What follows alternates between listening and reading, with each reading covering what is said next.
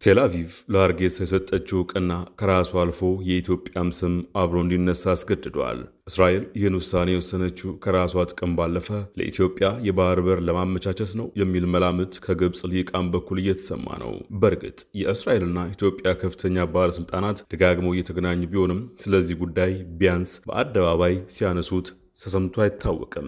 የግብፅ ሰዎች ግን ይላሉ የሶማሊያ መንግስትን በመጣል ኢትዮጵያ የባህር በር ልታገኝ ትችላለች፣ ያ ከመሆኑ አስቀድሞ ርብርብ ይደረግ እያሉ ነው። ከፈርዖን መንደር የሚሰማው ይህ ቢሆንም ከኢትዮጵያ ሲቪል አመራሮችና ወታደራዊ መኮንኖች ግን የሚቀነቀነው ትርክት አሰብ እንጂ በርበራ አሊያም ኪስማዮ አይደለም። በዛሬው የማለዳ ትንታኔ አዲሱን መላምት ዘርዘር አድርገን እንመለከተዋለን። አብረን እንቆይ።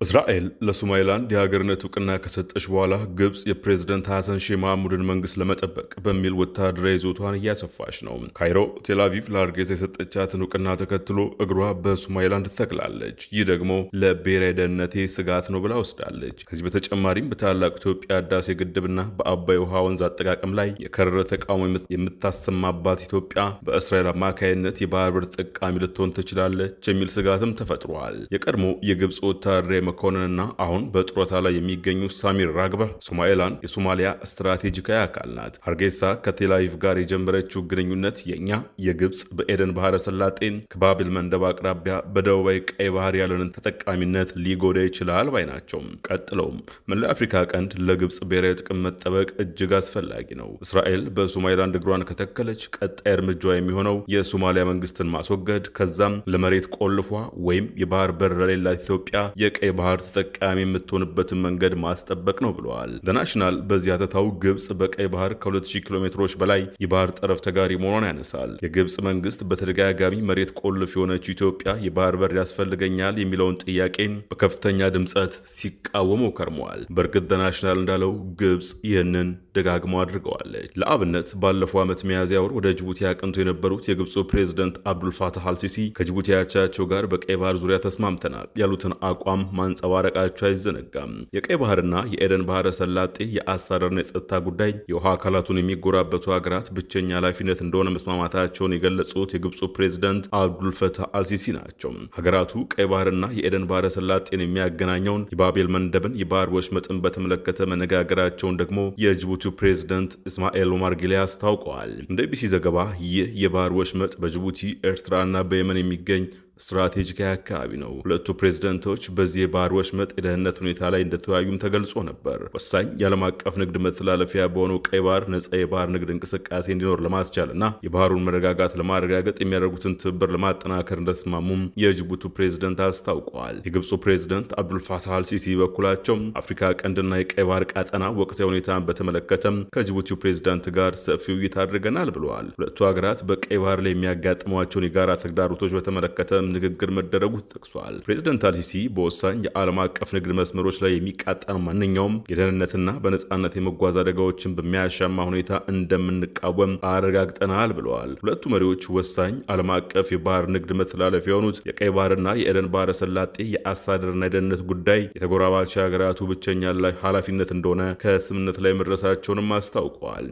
ግብፅ የቀይ ባህር አስተዳደር ጉዳይ የውሃ አካሉን የሚጎራበቱ ሀገራት ብቸኛ ኃላፊነት መሆኑን ስታነሳም ይህ የመጀመሪያው አይደለም። ጠቅላይ ሚኒስትር አብይ አህመድ ለኢትዮጵያ የባህር በር ማግኘት የህልውና ጉዳይ መሆኑን እንዲሁም ሀገሪቱ ቀይ ባህር ለደህንነቱ አስፈላጊ መሆኑን በተደጋጋሚ ማንሳት መጀመራቸውን ተከትሎ በግብፅ በኩል የአቋም ሲንጸባረቅ ቆይቷል። ግብፅ ከዚህ በተጨማሪ በሶማሊያ በሰላም ማስከበር ተልዕኮ ስም ወታደሮቿን እንደምታሰማራ ገልጻ ነበር። ይህም የግብፅና የኢትዮጵያ ጦር ሰራዊት በአንድ ሀገር መገኘታቸው ሌላ ግጭት ሊፈጠር ይችላል የሚል ስጋትን አጭሮ ነበር።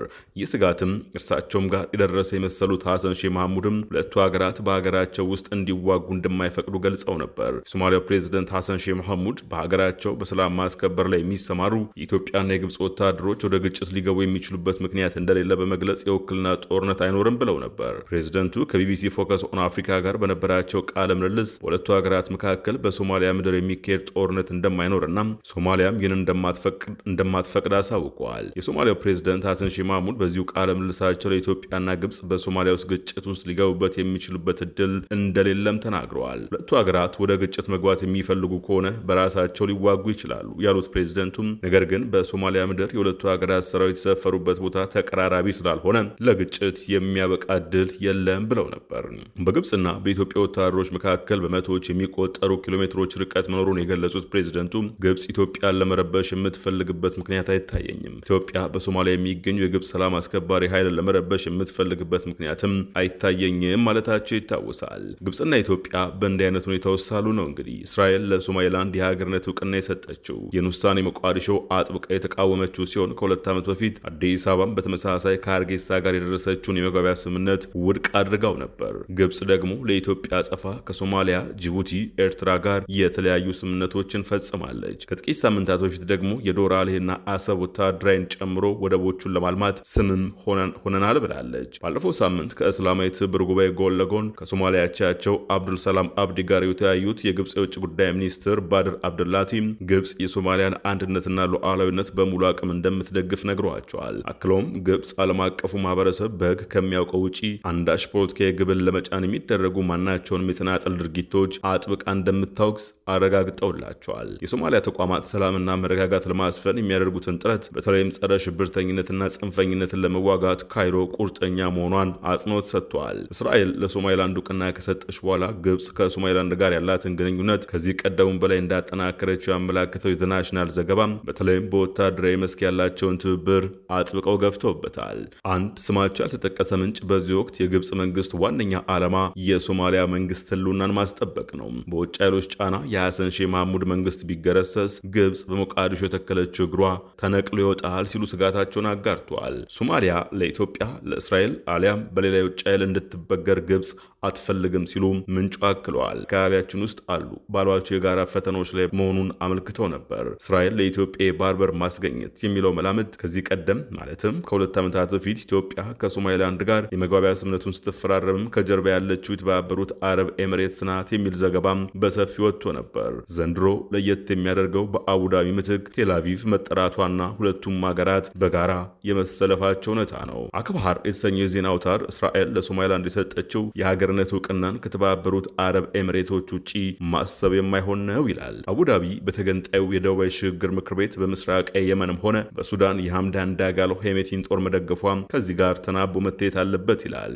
የቴልአቪቭና አቡዳቢ ግንኙነት በእስራኤሉ የአረብኛ ቋንቋ ጣቢያም ቻናል i24 ኒውስ ይፋ ሆኗልም ሲል ምስክር ይጠራል። ዘገባው የተባበሩት አረብ ኤሚሬትስ እስራኤል ለሶማሊላንድ እውቅና ለመስጠት ባደረገቻቸው ንግግሮች ውስጥ ሚና ነበራት ሲል ምንጮች ነግረውኛል ብለዋል። እስራኤል ከሁቲ ከባህር ላይ ጉዞዎች እንዲሁም ከአብርሃም አኮርድ ወይም ስምምነት አንጻር ውሳኔውን ስታሳልፍ አቡዳቢም የራሷን ስሌት ይዛ አፍሪካ ቀንድ ላይ ተከስታለች። ሁለቱንም ሀገራት የጋራ የሚያደርጋቸው አዲሱ መካከለኛው ምስራቅ ዘ ኒው ሚድል ኢስት የተሰኘው ርዕይ ነው። በዚህ ርዕይ ውስጥ ታዲያ ኢትዮጵያ በባህር በር ስም የመካከለኛው ኃይላት ሚድል ፓወርስ መጠቀሚያ ከመሆን ባለፈ ጥቅሟ እንዴት ታስከብራለች የሚለው ወደፊት የሚታይ ነው። ይህ በእንዲህ እንዳለ ግን የኢትዮጵያ መንግስት ሲቪል ባለስልጣናትና ወታደራዊ መኮንኖች የባህር በር ሲባል ደጋግሞ የሚጠሩትና የትርክቱ ማጠንጠኛ አሰብ እንጂ በርበራ፣ ኪስማዩ አሊያም ቦሳሶ አለመሆናቸውን ልብ ይለዋል። ኢትዮጵያ ከሶማሊላንድ የባህር በር ተጠቃሚነቷን የሚያረጋግጥ አንዳች መላ ብታገኝ ተወደደም ተጠላ ቴልአቪቭና አቡዳቢ ከጀርባ እንደመሆናቸው መጠን የእነርሱን ፍላጎት ማራመዱ አይቀርም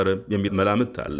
ከመንግስት ጋር ግንኙነት ያላቸው ዲፒ ወርልድ እና አቡዳቢ ፖርትስ የኢሚራቲዎቹ የንግድም የስትራቴጂካዊ ፍላጎቶች ማስከበሪያ መሳሪያዎች ናቸው። በዚህ ማዕቀፍ መሰረት አቡዳቢ በሀርጌሳ የምታደርገው እንቅስቃሴ ከዓለም አቀፍ ህግጋት ጋር ቢጣረስም ለደህንነትና ኢኮኖሚ ጥቅሞቿ ስትል በአርክቴክትነት ትመራዋለች። በጥቅሉ ሶማሊያና ሶማሊላንድ ቀጣዩ የመካከለኛ ኃይላት አለፍ ሲልም የሀያላኑ የትግል ሜዳ ሊሆኑ እንደሚችሉ ተገምቷል። የማልዳ ትንታኔ በዚሁ ተጠናቀቀ። አዲስ ማልዳን ሰብስክራይብ፣ ላይክ እና ሼር ማድረግን አይዘንጉ። ጤና ይስጥልን።